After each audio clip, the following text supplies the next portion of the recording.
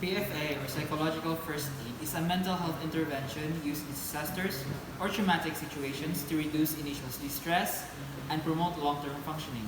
It's often used by first responders, counselors, and volunteers. It involves caring about persons in distress, paying attention, active listening, and giving practical help. So hello everybody! We need to know the 3L, the look, listen, and the link model. Is the core psychological first aid designed to support people in crisis. Let's define first the look.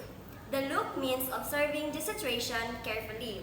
Check for safety risks, identify who needs help, and assess their physical and emotional condition.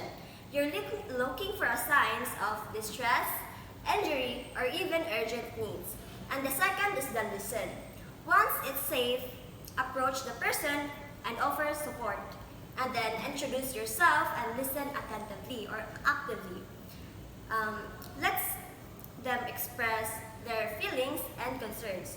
And then this help building rapport or building trust and lets them know they're not alone. And then the third is the link, the lastly is the link. After understanding their needs, connect with them appropriate services, support networks or information, help them access resources, and guide them toward longer term or help if needed. Helpful's 5 essential elements of immediate and mid-term mass trauma intervention are the core principles designed to guide psychological support and trauma intervention during or after mass trauma events. The 5 are safety, helping people feel protected; calmness, helping people manage stress; sense of self and community efficacy, making them empowered and cope and recover; connectedness is encouraging social support; and finally, hope is making people see recovery as possible. So there are a multitude of actions of PFA responders should do to ensure proper aid is provided. These are the do's, and the examples are the respect, privacy, and keep the person's story confidential. And the second is give emotional and practical support. And the third is the listen actively. And lastly, end your help in a respectful manner. Certain actions can cause harm or distress and should be avoided. These are examples of the don'ts of PFA. 1. Probing too deeply or forcing them to talk; judging people for their actions and feelings, or making them false promises and asking money or favors for helping them.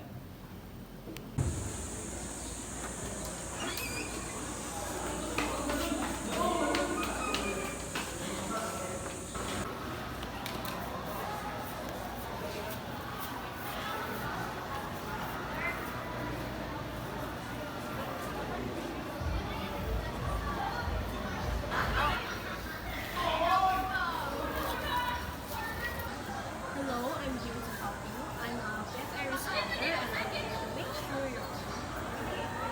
So you're sweating a lot. You're having a hard time breathing.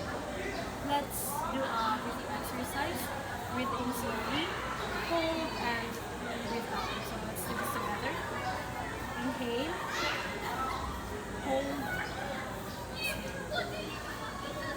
inhale, hold. Okay, now you're breathing normally. Let's move to that hat over there and get away from it.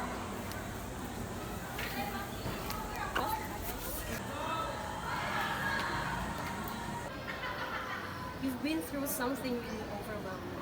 It's okay if your body or mind is in shock. You don't have to talk if you're not ready. I'll just sit with you for a moment if it's okay with you.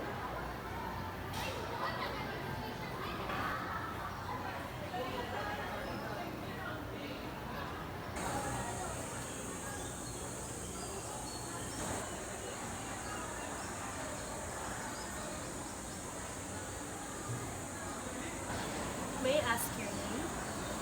Maria. Maria, do you need food or water? The community is handing out supplies for everyone. Do you need something else? I got separated from my classmates when we were evacuating earlier. I don't know where they are, but we can help you find them. There are volunteers at the center that might know where they are.